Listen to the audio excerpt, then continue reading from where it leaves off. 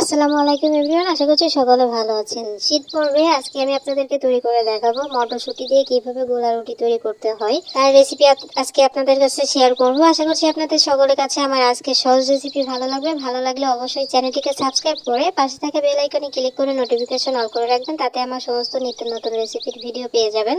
আর এই মটরশুঁটির রুটিটা বানানো কিন্তু খুবই সহজ, একদম সহজ। আপনারা বাড়িতে ট্রাই করলে অবশ্যই বুঝতে পারবেন। তো চলুন দেখে আসি মটরশুঁটি দিয়ে গোলা রুটি কিভাবে তৈরি করব। তো মটরশুঁটি দিয়ে গোলা রুটি তৈরি করার জন্য আমি এখানে নিয়ে নিচ্ছি 2 কাপ হলো মটরশুঁটি। আমি কাপ মেপে 2 কাপ একদম সমানভাবে আমি মেপে নিয়েছি। তারপর ভালো করে ধুয়ে আমি একটা পাতিলে নিয়ে নিয়েছি মটরশুঁটিগুলো। আর এখানে দিয়ে দিচ্ছি 1 চামচ লবণ। লবণ দিয়ে মিশিয়ে তারপরে আর কি চুলাটা ধরিয়ে দিয়ে এটাকে সিদ্ধ করে নিতে হবে, একদম সিদ্ধ করে নিতে হবে। তো কিছুক্ষণ পরে দেখা যাবে যে মটরশুঁটি সিদ্ধ হয়ে গেছে, দেখতেই পাচ্ছেন মটরশুঁটি কিন্তু সিদ্ধ হয়ে গেছে। এই তো খুব সুন্দরভাবে সিদ্ধ হয়ে গেছে। এখন এটাকে শিলপাটায় বেটে নিতে হবে। তো আমি এটা অফ ক্যামেরায় করে নিয়েছি।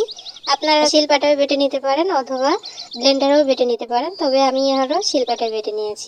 তারপরে এখানে একটা বলে আমি দিয়ে দিচ্ছি হলো 1.5 কাপ চালের গুঁড়ি আর 2 কাপ হলো আটা, তবে আপনারা আটার পরিবর্তে ময়দাটাও কিন্তু ব্যবহার করতে পারবেন। তারপরে এখানে দিয়ে দিচ্ছি 2 চামচ লবণ, 1 চামচ হলুদের গুঁড়া, 1 চামচ হলো লাল মরিচের গুঁড়া, আর মটরশুঁটি যে আমি বেটে রেখেছিলাম শিলপাটায় সেইগুলো দিয়ে দিলাম, মটরশুঁটি বাটা। তারপর দিয়েছি হলো পেঁয়াজ কুচি, তারপরে রসুন বাটা আর হলো আদা বাটা। এই সমস্ত কিছু একসঙ্গে খুব ভালো করে হাত দিয়ে চেপে চেপে মেখে নিতে হবে।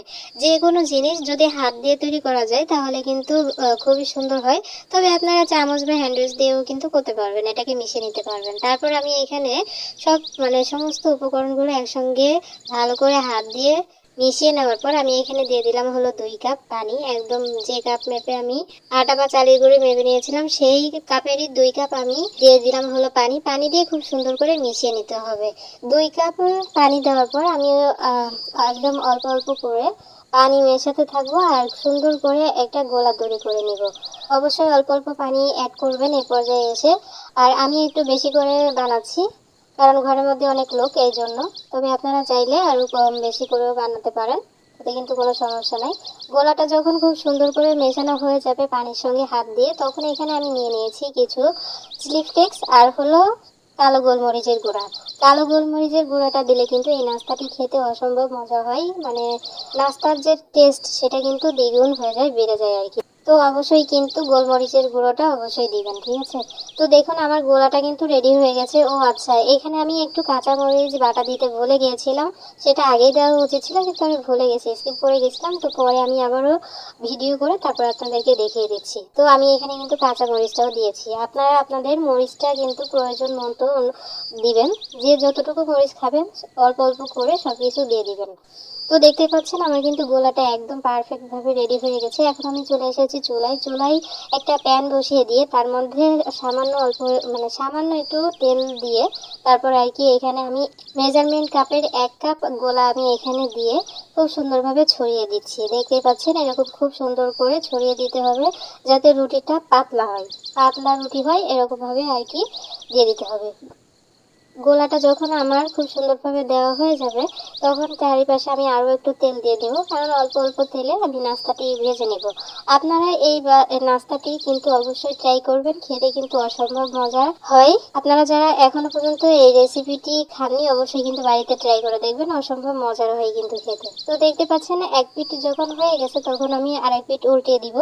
উল্টিয়ে পাল্টিয়ে খুব সুন্দর করে এরকম কালার করে ভেজে নেব। দেখতে পাচ্ছেন খুব সুন্দর কিন্তু লাগছে দেখতে। তো আমার একটা রুটি যখন হয়ে যাবে তখন আমি একটা নামিয়ে তারপরে আমি একে একে সব ধাপে ধাপে মটরশুঁটির রুটিগুলো আর কি তৈরি করে নিব একদম ভেজে। তারপরে আমি আপনাদেরকে শেয়ার করে দেখাবো যে আসলে আমার মটরশুঁটির রুটিটা কেমন হয়েছে। যে যেখান থেকে দেখছেন অবশ্যই কিন্তু আমাকে একটু সাপোর্ট করে যাবেন। আপনাদের সাপোর্ট না পেলে কিন্তু আমি সামনের দিকে কোনোভাবে এগোতে পারবো না।